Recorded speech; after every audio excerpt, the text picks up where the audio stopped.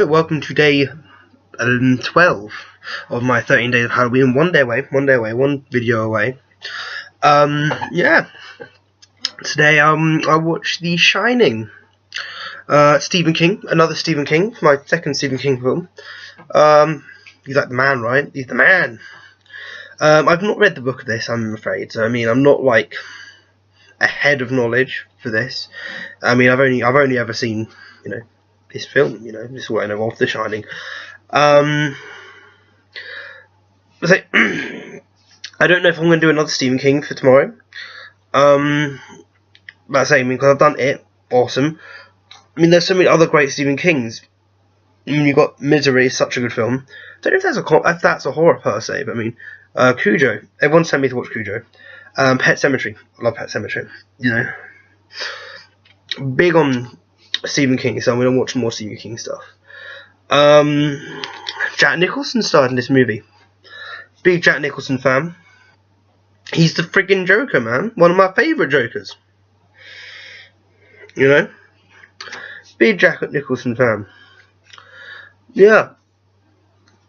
So, I'm going to jump right into the movie, to be honest, actually. Straight away, eerie soundtrack. Might say, first of all, straight off the bat of the film, take a shot for that. If you're playing my shot game, if you're doing this as a drinking game, the eerie soundtrack, take a shot. Yeah, he plays the character Jack Torrance. I think he's told to look after the hotel that no one is staying in. It's empty.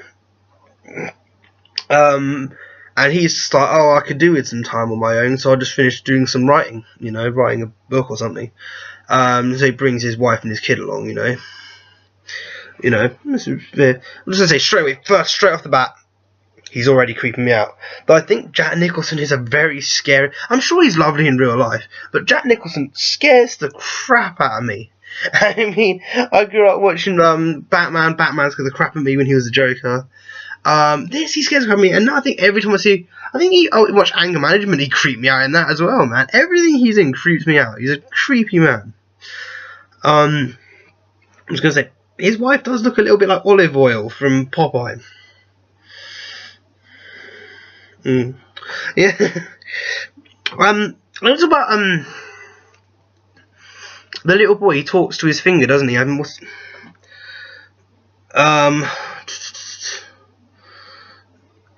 know if I wrote down the name. Actually, he talks to his finger, and his finger's tangled stuff. And they just think he's child playing some games. But we hear more of that later. The character Stuart Ullman, wrestling fans, looks a bit like John Laurinaitis. That's all I'm going to say on that. Just, pointing that one out.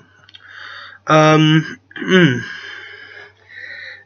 was just thinking straight away in the film, he's like, I could do with some peace, so I can write a book. Give the man peace. He'll kill you. He's not even crazy yet. And I believe he's going to kill everyone. Do as the man says. But then they said the last guy who stayed at that hotel, like on his own, he killed his family with an axe and then shot himself in the face with a shotgun.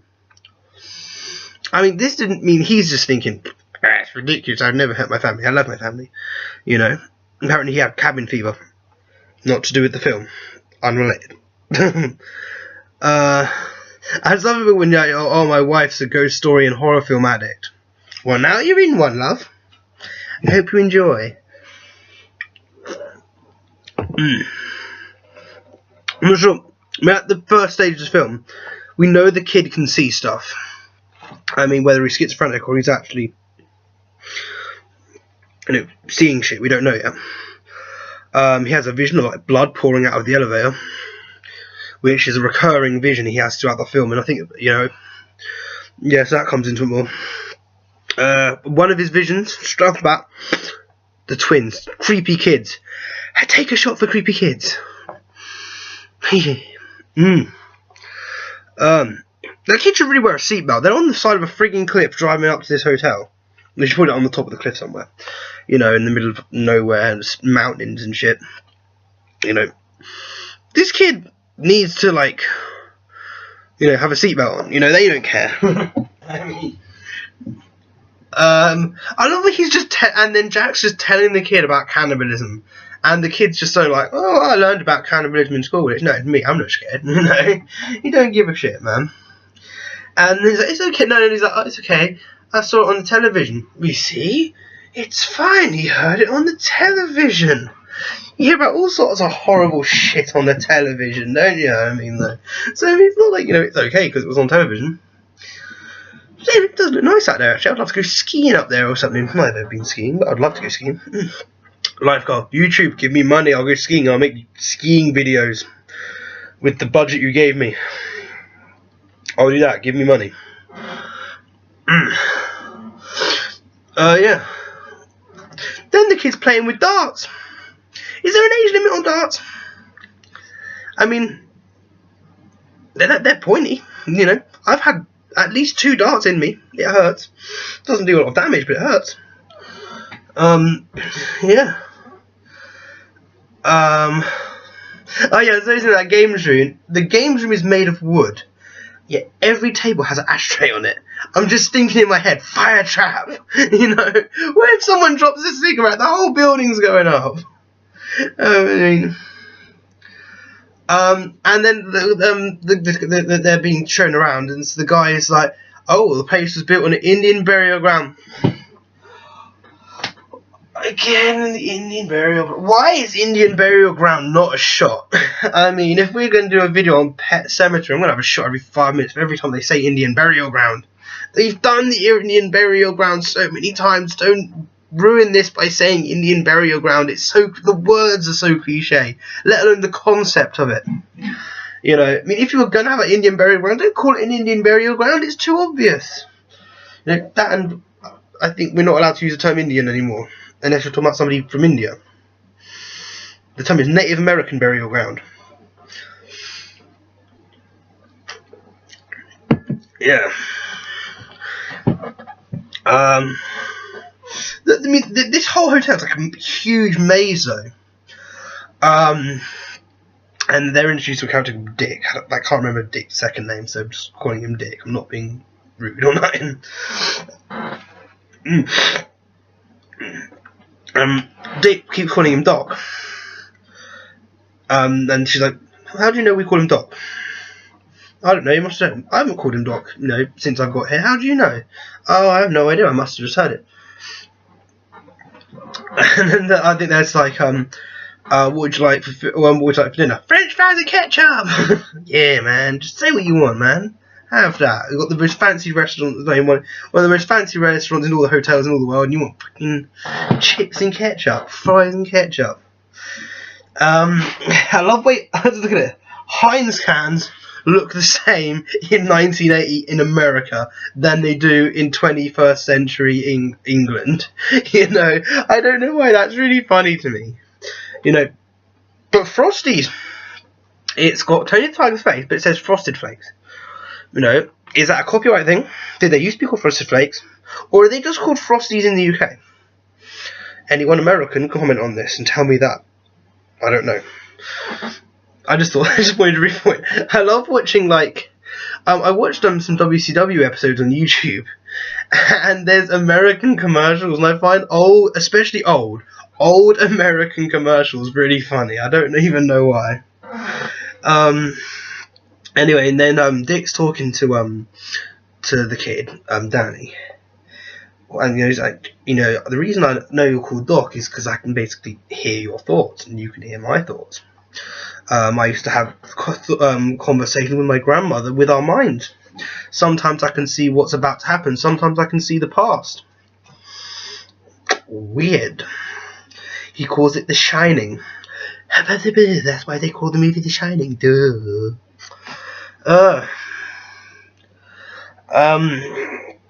But apparently, little Danny's not supposed to talk about it, which is an awful shame. Tony, his finger is called Tony. Tony talks about it, and Tony tells him stuff in his ear. He says, is something bad going to happen here? And Dick doesn't give him a straight answer, really. But then he says, "What's in room 237?" And he's like, "There's nothing in room 237. Don't even go into room 237." I mean, that's just like spark the interest. So don't tell me not to go into room 237. I want to know what the hell's in room 237. You know. And the kid's like, "You're scared of the room." You know, you can sense that.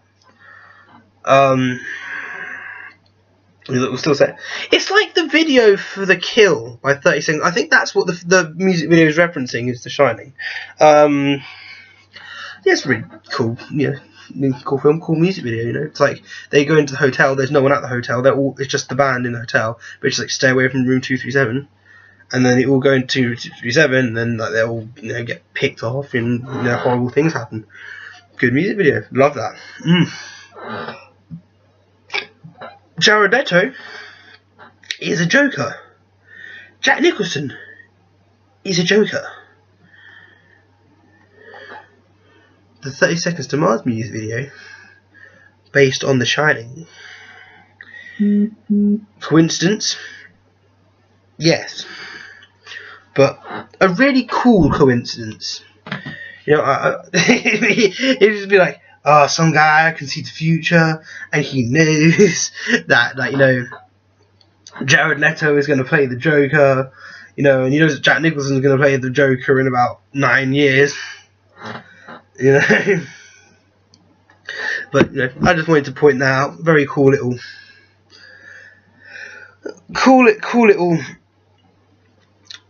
I don't know what the word for this is, tidbit thing. Where am I? And then there's a lot of scenes of the kid just riding around the hotel on a tricycle. All I took from this scene is, I want a friggin' tricycle. That looks like a hell of a good time, you know. You know, I mean, damn. It is like a freaking maze, man. Like that, not to be confused with the actual maze, the labyrinth in the gardens. I mean, the hotel is like a maze as well. Like, that kid looks like he's dressed as Super Mario. He's wearing denim blue dungarees and a red long sleeve shirt. You know, he's a moustache and a hat away from being Super Mario. And the kid's riding, and he rides past room 237. And the temptation to go in is overwhelming.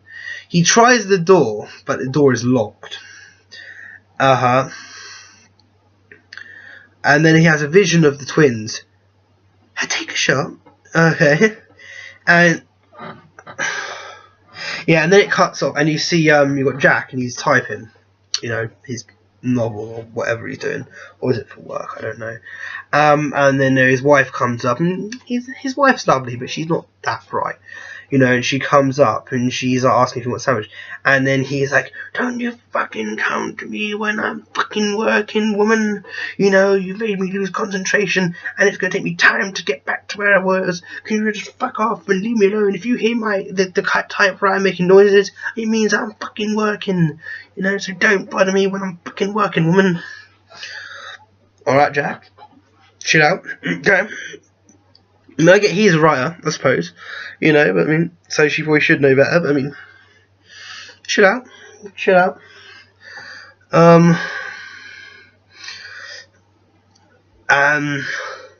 Every time he has these crack moments, where he's like cracking, and then he realises he's cracking, and then laughs, I'm just thinking the Joker in my head, man. I'm just seeing, and I know it's like 9 years before the Joker. All I can see is the Joker, though. He was made for that role.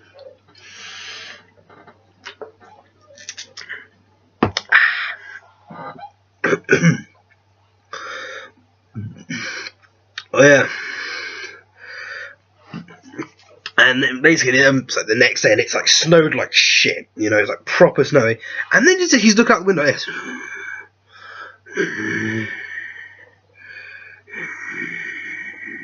I mean, he's like that for like about 3 minutes or something, and it's creeping me out, man. You know, because he just doesn't move. He's just in that one position for the whole extent of that scene. You know, and Wendy, his wife, she's on the radio talking to someone who knows stuff that's going on, And it's like, you're gonna get snowed in. Leave your radio on, so if we know there's gonna be some kind of problem, we can contact you. And she's like, okay. And every person in there is like, you have to say over. Leave the radio on. Over. Nice talking to you. Bye. Over. Over and out. You know, it's like so many overs in that scene, man. I feel like the guy on the other end is kind of just going, you know, she doesn't have to say over every single time. It's like her first day. Oh yes. Over. You know, it's so like when you're watching the scene, it's like, oh my god, seriously, stop saying over. I mean, and then there's another friggin' vision of the twins. Take a third twin shot, like fourth shot of the movie. And they're like, hello, Danny. Play with us forever. That's freaky as shit, man. And then you can see the vision of the twins dead and pool of blood and shit. Are they ghosts? I don't even know. Tony, the finger, tells him it's all not real. You know. And then Jack's starting to look a little bit more and more broken. He's on the bed doing the stare. You know, and then like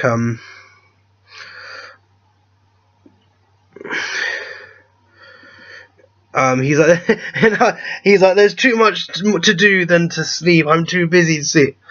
Dude, that's how I feel. I've not slept in like 24 hours, man.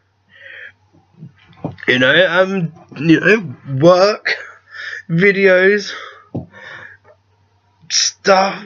I'm busy, man. I haven't slept. I've had a lot of energy drinks. You know, I hear that. And but when I wrote that note like 16 hours ago, and I'm still knackered. You know.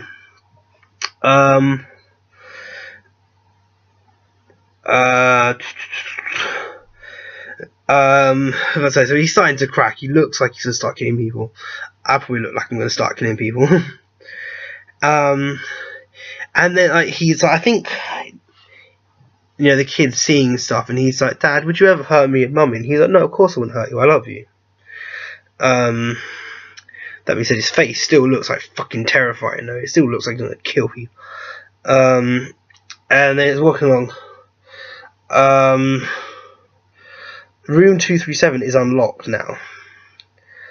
And then Wendy's friggin' doing everything I've noticed, man. First she was on the in the kitchen, being shown around by Dick. Then she was on the phone. Now she's in the boiling room taking notes off the readers and stuff. You know. And she hears screaming, so she comes running, and Jack's having a nightmare. She wakes him up. Nice bit of drool, you know.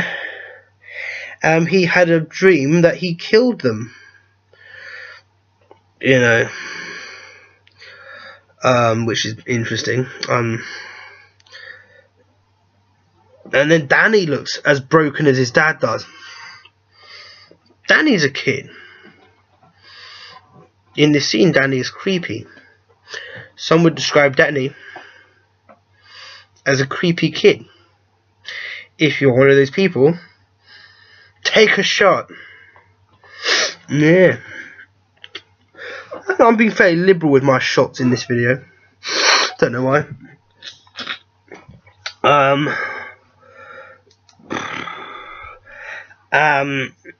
Yeah, and Danny's got bruises around his neck. And what happened? And then Jack looks like he's fucking terrified of something, and then the mum's like, you did this to him, there's no one else here, you have to have done this to him. And he's like, well, I didn't do that to him, what are you talking about, women? I do nothing. You know. And now he's running around pissed off, goes to the bar. It's empty, there's no barkeeper. And then suddenly the barkeeper magically appears. You know, and he's talking to Lloyd, the barkeeper, you know, even though there's no one there, you know, in the hotel. So this magical ghost barkeeper person. And he's like, I never hit him. I never hit him. And all I'm thinking is the room, You know, it's like, I never hit her. It is bullshit. All I'm thinking is Tommy Wiseau. Oh. I'm proud of myself for writing that in there, and I'm proud of my accent. Even though you're probably watching this and going, oh my god, don't even reference that movie. I do, because it's funny. And he's like, I love the boy. I didn't mean to hurt the boy. I only hit him once ever years ago. But the wife is a bitch.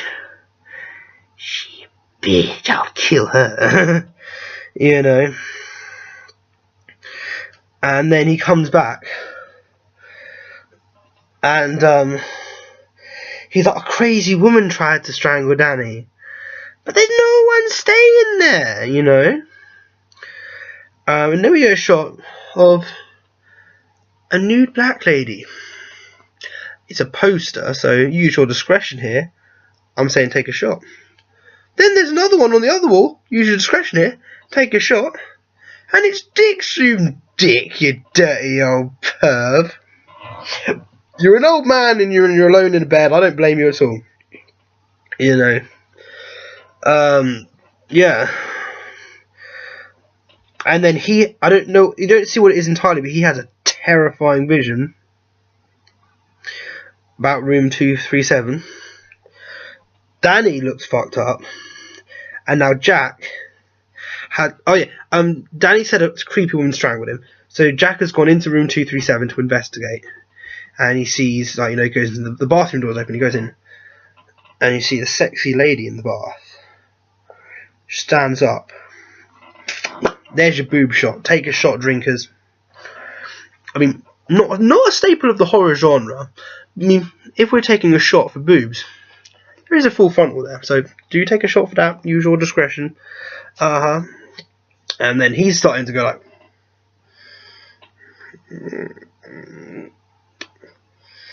whoa. He doesn't say four, but if he was English, he would have said four. And she seems to want it, so, you know, he starts kissing her. I was thinking, I don't think he's a killer yet, but he'll cheat on his wife in a second without even thinking about it, wouldn't he? And then, making out with this, like, you know, sexy naked lady, takes a look in the mirror, and then, sexy naked lady is an ugly old lady covered in skin lesions and shit.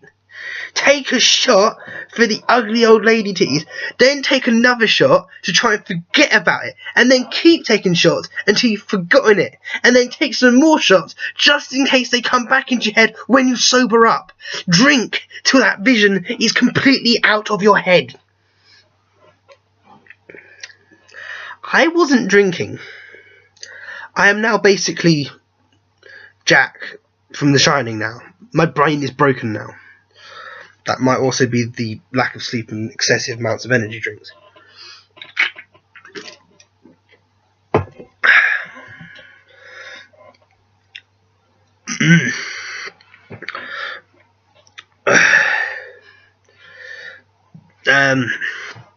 Can't call for help, by the way. The phones are dead. And he comes back and he's like, oh, there's nothing in there. Because, like, he wants to admit he kissed another woman, and that woman turned out to be an ugly old lady. So, and she's like, oh, who did hurt him? And then Jack just comes up with the best load of bullshit in the whole film. He hurt himself. Are you fucking serious, man? How is, like, this little kid gonna have the strength to, one, strangle himself, have the bravery to strangle himself near death, and then strong enough to leave a bruise around his neck? You know, that's an adult's hand. You know. And then, you know, it's like fucking obvious. She, like, in her head, she's thinking it was fucking you, Jack, man. Well, and then we start hearing the red ram for the first time.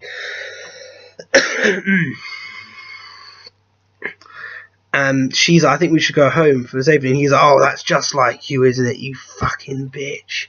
You know, just as I'm getting somewhere in my work, You know, you're like, oh, let's go home and you'll fuck it all up for me. We're not going nowhere. We're staying here. You know. So they're staying in this creepy hotel.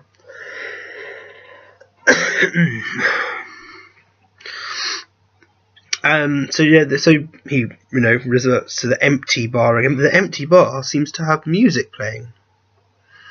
And balloons are on the floor.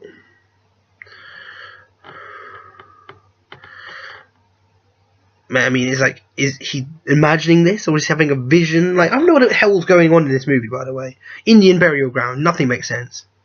You know, and basically, Dick's vision was of what is about to ensue. So he's calling he's calling like the fire brigade, like, get them out. You know, they're gonna get snowed in. They're like, nothing you can do. So basically, I think Dick gets in his car, gets on the plane. He's like zooming his way down to the hotel to, you know, save him. In the bar, and he's like, I'm drinking, and the barkeep's like, no charge to you, and he's like, well, fucking A then, I'm gonna drink some more. You know, and he's like, money's no good here. Is this some fucking, like, Hotel California shit? I mean, I have no idea what's going on. And he meets a waiter, or a butler called, was it Delbert Grady? And he's like, wait a minute, that's the guy who killed his family. You're the caretaker. He's like, no, sir, I'm a waiter. And he's like, no, you killed your fucking family, man. I have no idea what the fuck is going on either. You know. And is he a ghost or is he imagining this? You don't know. And then the waiter says, your son is attempting to bring an outside party into this situation. What does that mean? Does that mean dick? I don't even know what that means. He's going to use his talents against your will. He needs a good talking to. I know what talking to means, but I'm pretty sure it means kill the kid. You know? And he's like, you need to be correcting your wife and kids. I mean, kill them as well. You know? And then Jack turns off all the radios so they can't call for help. And Dick is out on his way over, yeah? Wendy is now hugging a baseball bat in, like, fear. And so she's also wearing Ugg boots before they were cool. Well done to you, Wendy. And she comes across Jack's typewriter and she wants to see what he's working on. Every page, the whole page is full of all work and no play makes Jack a dull boy. And that's the whole page. And the next page. Every page. And like this thick set of papers that looks like a novel is every page is just all work and no play makes Jack a dull boy.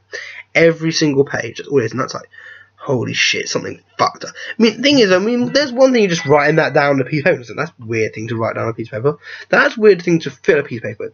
But he spent like 500 pages writing that shit. You know, your brain must be fucking broken, or you have a lot of patience to be doing that. You know, something ain't right here. Where am I? Creepy music, take a shot. And then Jack comes in, he's like, how'd you like the book? And she's just like, what the fuck? And now he's starting to get like more menacing, he's like advancing upon her, you know. And Danny is seeing this whole thing in his head using The Shining. And he's like, what should be done about Danny? And she's like, well, maybe we should take him to a doctor. And, you know, I don't know, the kid's not crazy, but I can see it. And then he decides, I'm gonna bash your brains out, woman! You know, and then she, like, you know, she knocks him clean out with that baseball bat. She's got a good swing on her, you know. You know, and she's dragging him around. Trying to get some food, and she can't open the door. The reason she can't open the doors because there's a fucking chain on it. It takes her about a minute to figure out there's a fucking chain on the door. She takes the chain off, opens the door, locks him in the freezer.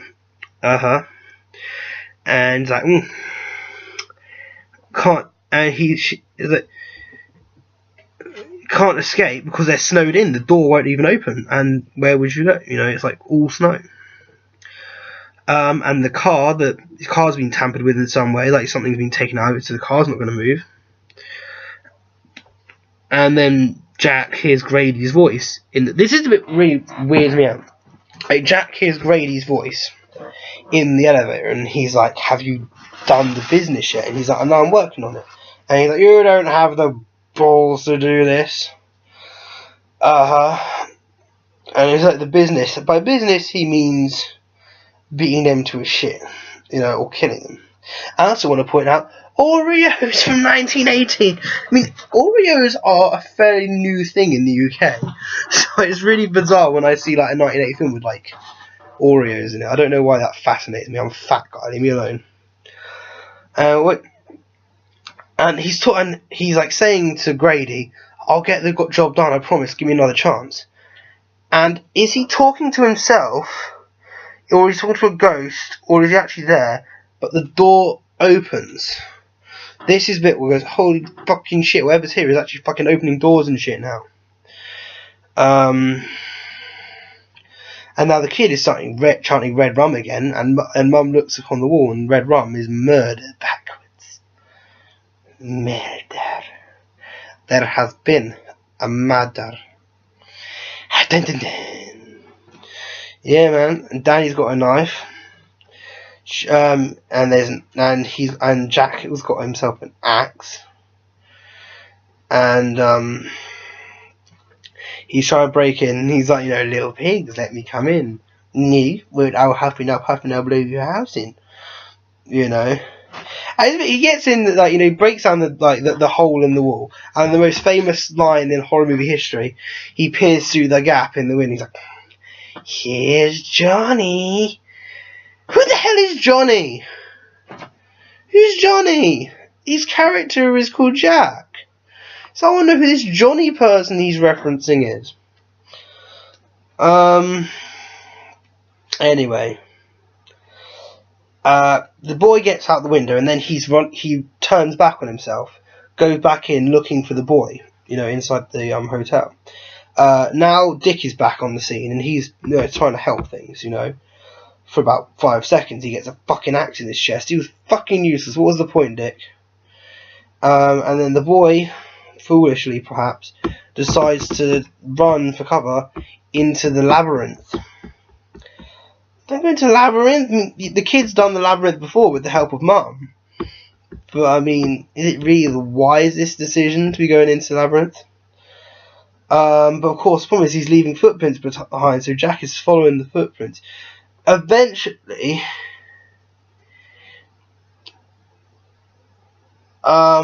this is the cover.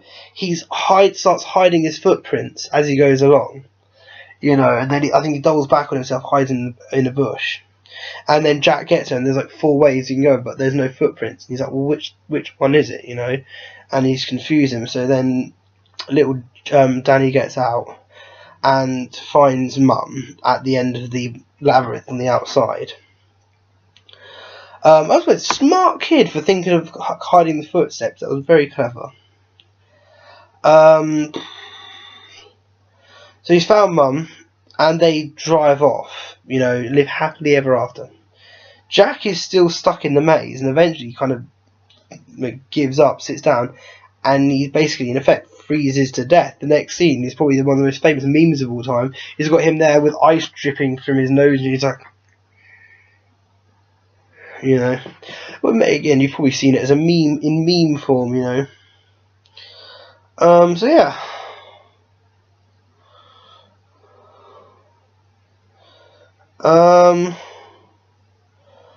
Yeah, and then that's the end of the film until the final shot, and this is what blows my mind. The final shot, you see a poster, all the posters on the wall, and then one of them's like the 4th of July ball, 1921, and this film's 1980, so 1921, like 60 years before this.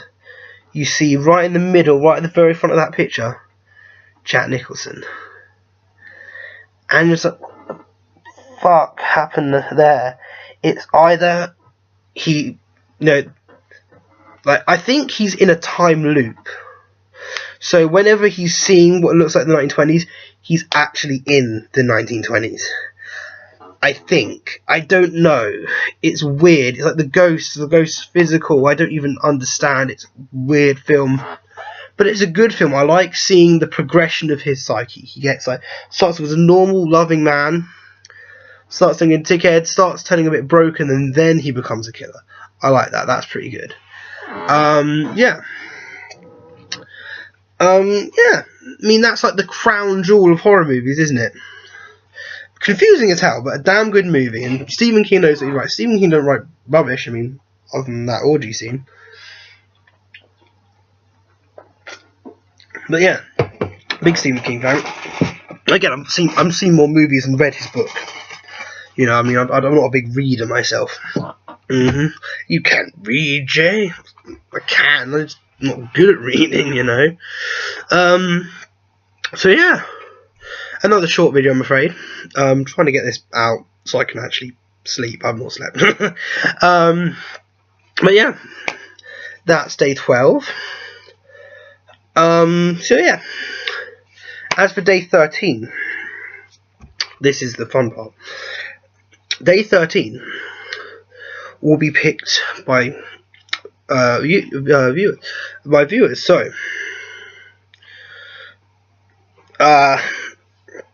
comments. What? If I go through my videos and just see what suggestions I've got, I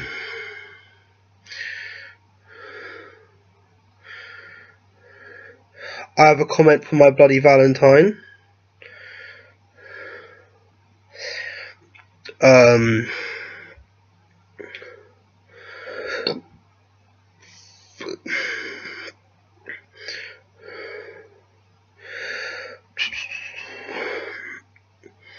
Where am I commenting? I have a comment for Texas Chainsaw Massacre. The Hills Have Eyes, which apparently is totally messed up.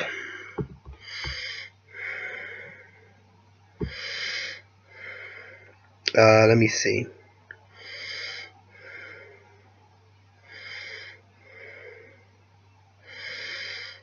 Let me see. And on Facebook,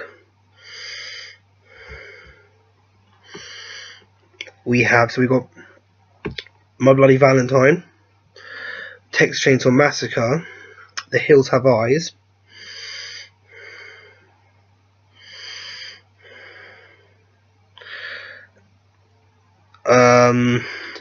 Overload, I don't think it's out, that's not. Alien, solid movie, and The Thing. Okay, and now I've got a little spinning wheel app. I think of everything, don't I? And I'm just gonna spin the wheel. I mean, I might do these videos at a later date, you know. So don't worry. I mean, I'm probably gonna watch them. So I mean, if you're a little bit annoyed that I didn't watch the film you suggested, don't worry. You know.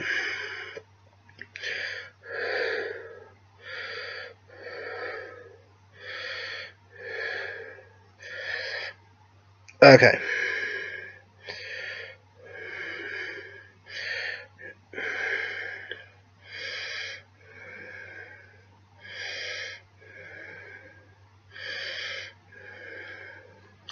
I got my wheel,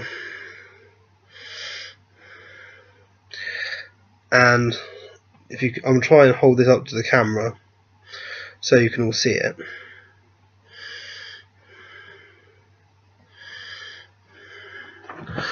It's very dark. It's very bright, isn't it?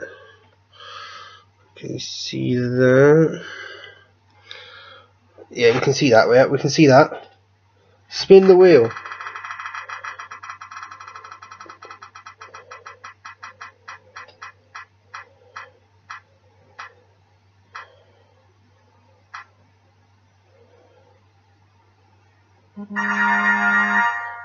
There we go.